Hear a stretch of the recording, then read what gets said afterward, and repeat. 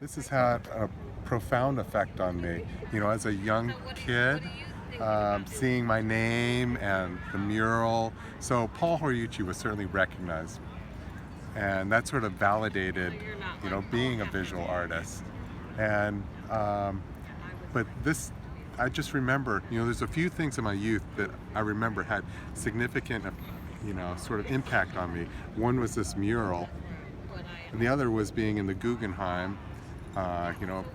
Frank Lloyd Wright's architecture, looking up at that, both being very young, 6, 7 years old, and those having these long-lasting effects on, I always wanted to be a famous artist. So, you're talking about a time when some people don't have very many memories. I mean, Yeah. that young. Yeah, and me as well. So these are really significant to have those. And so, what about this mural? Was it just that it was big, or it's colorful? Or describe what the impact it had on you, other than the name, So one of the things or beyond the name. one of the things I think is really interesting is that this really reflects, poetry and beauty. And those are hard things to define. And this is also something that's lasted stylistically throughout time. So to have that as it's magical. And that's like a lot of modern art offends or, disturbs people. It's really hard to affect people with beauty because it's hard to define what beauty is. And so I think that this piece, there's something about it that certainly had that impact on me. And I still, I'm still amazed at what it looks like, even today. Well, let's start with the poetry. Yeah. How do you see poetry in this? So, And even from an early age, somehow. yeah. And that's the thing, is it's a feeling. And that's the thing. It feels right. It feels balanced. And I think this is really a positive thing too. So it's beautiful. It has this positive energy about it. And, how do you do that as a visual artist? There's devices you can use, but this is something that, there's nothing that looks like this. And I think that's pretty incredible to have a mosaic with Venetian glass, and it doesn't even feel like it's a glass art piece. No, it is. And I don't think most people would say it's glass. Yeah. They would say it's like stone pieces of stone. Yeah, but it's glass. Yeah, it's glass. It's not painted ceramics. It's actually, rondelles of blown glass that Paul went to Venice and broke them up and then embedded them in, material, and then they were shipped in panels and then reassembled here. Okay. But yeah, it has this richness to it. I mean, one thing that I see from here is it uses optical mix of color. So up close you can see the different hues, but at a difference from here, you get this blend of colors, and it has that richness and depth, and his work always had that sort of quality to it. And so that's something that just anyone can see. I'm able to define why it does that because of education, but everyone can see this and it just works for them. And that's the magic to it. It's beautiful, stylistically interesting. It can, abstract work like this can resemble a lot of things, but it's not trying to portray a single thing. So people bring their own experiences and visions to it. That I think that's the magic of this. And it's survived all these different, they've tried to redesign the Seattle Center many times. Even Disney, they had a proposal, and Disney's proposal got rid of that mural. They called it Imagineering. Yeah. Imagine, that's why I was trying to remember the name of it. And but this has survived, so. You talked with Paul Yeah. quite a bit. Uh-huh. Did you talk with him about the creation of this? Not really. He was, one of the things about Paul, he's really pretty quiet person. So if he was more dynamic, more boisterous, just more out there, I think he could have been even more famous, but he was a pretty subdued person. So he didn't talk much about this work. Do you have a sense of how he created it? I mean, did he create a model and then built it to the model? Did he sketch it? Was it free form? I think What was his vision? I mean, I don't know. I think that my interpretation, or what I understand it, he assembled it, in Venice or Murano, on the ground, put it together, and then shipped it off. But I don't, he never really talked. I know that it was overwhelming for him, this piece, and it's not a direction he took. Public art demands a lot of energy, and it's sort of a roll of the dice too. This is nothing like his work, but it still, embodies his work. When you say he shipped it off, was he involved in the actual installation of it here? I'm sure he had to be. Yeah. So he shipped the pieces to so Seattle. you can sort of see lines where the panels would be, Yeah. They're subtle, but you can see the lines where the separate panels were shipped. So what about your own art do you see in this? So I've never tried to replicate his work, Right. but there's sensibilities that we both share. The interest in color, layering, depth, abstraction. Those are some of the fundamentals. Did he ever talk about why he chose the colors he did? No. I mean, it's I never really spoke the to him reds and about- oranges and browns and No, that's- I mean, they're not, green is not a dominant color, and yet it just shows up. I mean, for decades it's been. I mean, it's one of my favorite pieces of art ever, anywhere. And part of it is its context, because it's the green of the amphitheater that shows it off, and then you have the Space Needle in the background. It just pops. It's amazing. Yeah. And it's been that way since the fair. Yeah. I mean, that's 60 years come next year. That's the beauty of glasses. It will have that stability that paint wouldn't.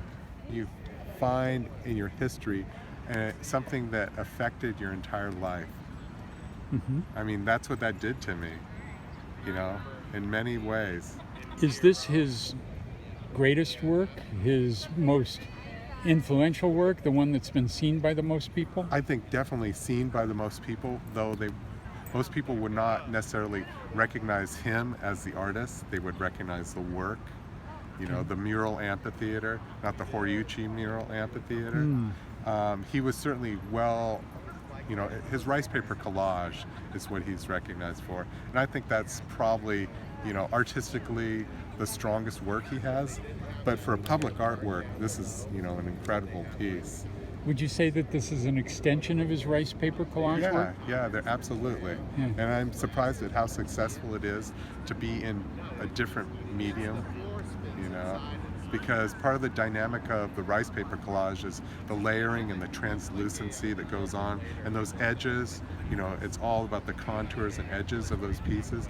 And this still has that. I mean, just try to do that. You can't.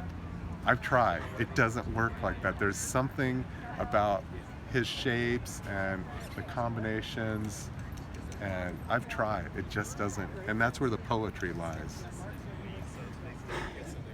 This is the same question, but in a different sense. Do you know of things in his personal life that you see reflected in this mural? Like, what does it make sense that this came from him? I mean, it does if you look at his body of work. Okay. It absolutely does. It looks like his style. But artwork is a reflection of all of your experiences and all of the stuff he did before. We did realistic paintings. All that stuff led up to this, and his discovery of the torn, poster boards in the International District. But the artist recognizes those jewels out in the world and then turns them into their own language or musical notes. And he just had a great ability. I mean, just a beautiful voice. Yeah. This piece has a universal appeal. It's a universal human appeal. Yeah. Right? It's not for any particular country or culture. Yeah. Do you know if he was aiming for that? Was he in the commission? Did they give him any guidelines? I don't think so. I think it's just they liked his work, and they went. He had recognition at that point as a Northwest Master and a collagist. As the collagist, and that and I'm not sure of maquettes. I'm sure he did some, but I think there's a lot of, I don't think that those maquettes were necessarily, contractual agreements. I, it's impossible to know what was going on inside his head. Yeah. But I mean, Seattle had not had a World's Fair in more than 50 years. It was all about the future. Just to know where this was going to go, I wonder if he realized and felt the pressure of the significant space that this would have at the fair, and if he had any clue how long that this would endure. I think he'd be, amazed at its longevity. Yeah. But I know also it was taxing artistically for him. It was probably a huge struggle. And I'm familiar with public art because I was a King County Arts Commissioner in the early 90s. So I know the sort of stuff that as an artist, you're like, you want to give everything to your piece. It's not about money. You'll sell the house to get this piece right. And that's what happens with all these public artists who are really connected with their work is, it's like it comes out of your soul. And I know that happened to him. And it's probably why he didn't, do any other significant public artworks. It's sort of like Harper Lee and To Kill a Mockingbird, Yeah. One and done. One and done. Uh-huh. Yeah. It just the immensity of it and the traffic. Yeah. There has to be millions of people who have seen this. Yeah. And it's almost a hidden treasure. You think of Seattle Center, you think the Space Needle, the Science Center, the fountain, but this is sort of, to me, the premier gathering place is this amphitheater. And every time I'm here, I see people going up and taking their photos with that as a backdrop. And what a backdrop too, with the Space Needle and I've had it as my the backdrop photo on my Facebook page. Wow. It's the photo on my phone. It's like it's something I love to look at. Yeah. All the time. It makes me smile. Yeah. And I don't know. There's no way of predicting that that's going to happen with an artwork. No, that's the magic of that piece.